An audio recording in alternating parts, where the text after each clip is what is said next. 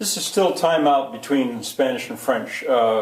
This is Friday. Monday I'm going to start French again, and so it'll be the very next day that I teach.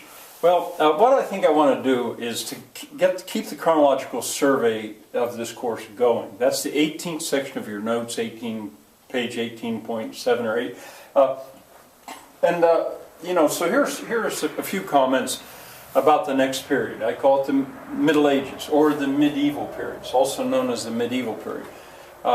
It's the fourth one. There's the prehistoric, classical, dark ages, medieval period. We're going into a new period. But before I go on, I spelled Compostela wrong. There's only one L. That was yesterday. Charlemagne, he should go in your notes about the dark ages. He's major.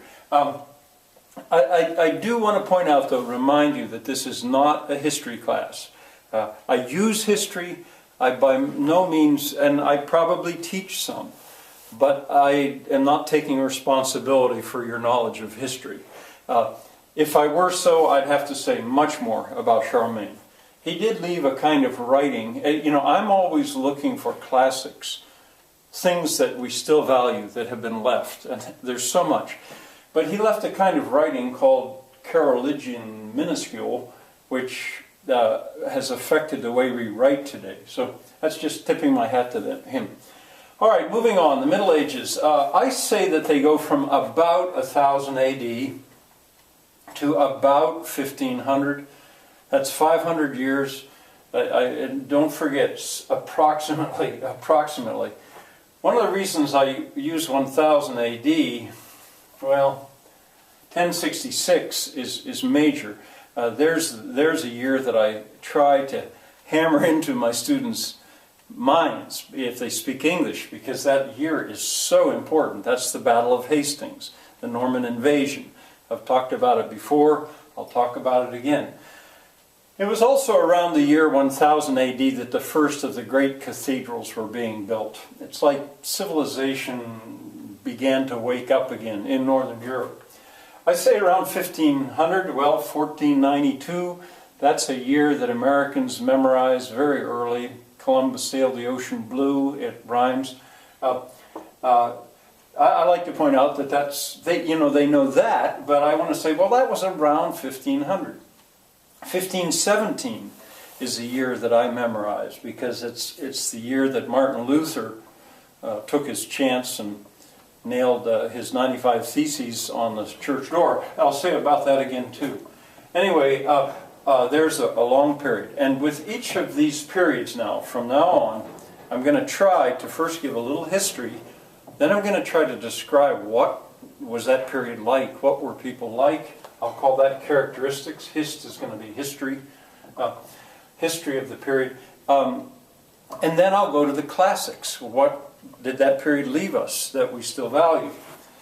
Well, for history, the return of civilization.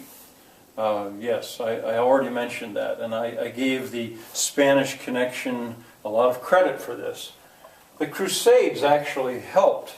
And through this period, the Pope, in a way, well, the Pope was the most powerful figure in Europe, more powerful than any given kings. And on several occasions, and see, by now, Europe was all considered Christendom. It was just like there's a kingdom. Well, there was Christendom. More so, really, than individual countries that we think of now. And on various occasions, the popes gathered armies, and they went on these crusades to try to get the Holy Land, the area around Bethlehem and Jerusalem, back into Christian hands. There were 4 or 5 crusades. They failed, ultimately they all failed. The most bizarre one is one called the Children's Crusade, which you can read about if you want. Apparently some of that is not probably true, but according to the version that most people think of, children tried to go down not as an army, but in their innocence, to somehow get the Holy Land back into Christian control. One of the real big effects of that was that the Northern European knights went down there and they encountered a Muslim civilization, that Arabic culture, and they brought so much back with them, as I've already told you. The Black Death, 1350, think of that as around 1350. The bubonic plague, the black plague, the great plague, it goes by different names. But in a period of about 3 years, a third of Europe's population died. It was devastating and had a profound effect. That certainly was history. The feudal system was a major system in that. Under that system, it had nothing to do with democracy or capitalism, really. Everybody had a lord that was basically over them, all the way up to the Pope, who was under God. It was a very structured system. I like to point out that actually I ran into something very much like that when I lived in Brazil, because everybody had a patrão, or a patron. That idea of a patron. Not everybody, but patrão was the way you said it in Portuguese. And it was sort of a way of thinking about the world, that maybe your patrão, your patron, would help you, or should help you. Joan of Arc, she's fired a lot of the imagination of a lot of people.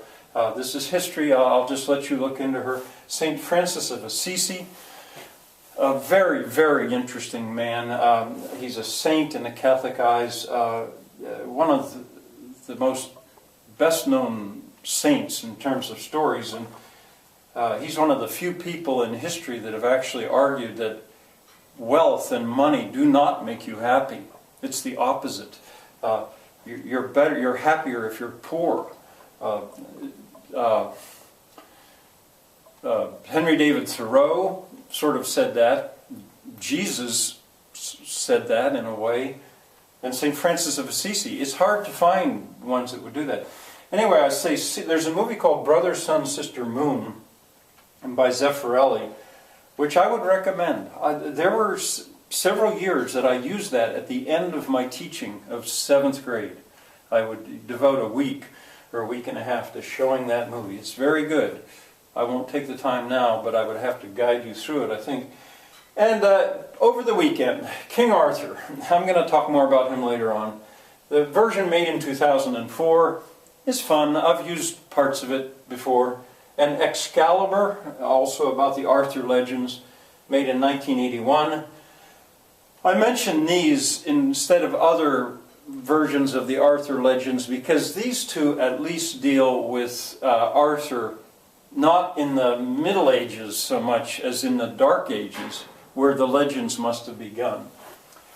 All right, you're ripping along through history, but that's the way it is. And then on Monday, we're going to start French up again, or we're going to start up with a foreign language again. This time it's going to be French.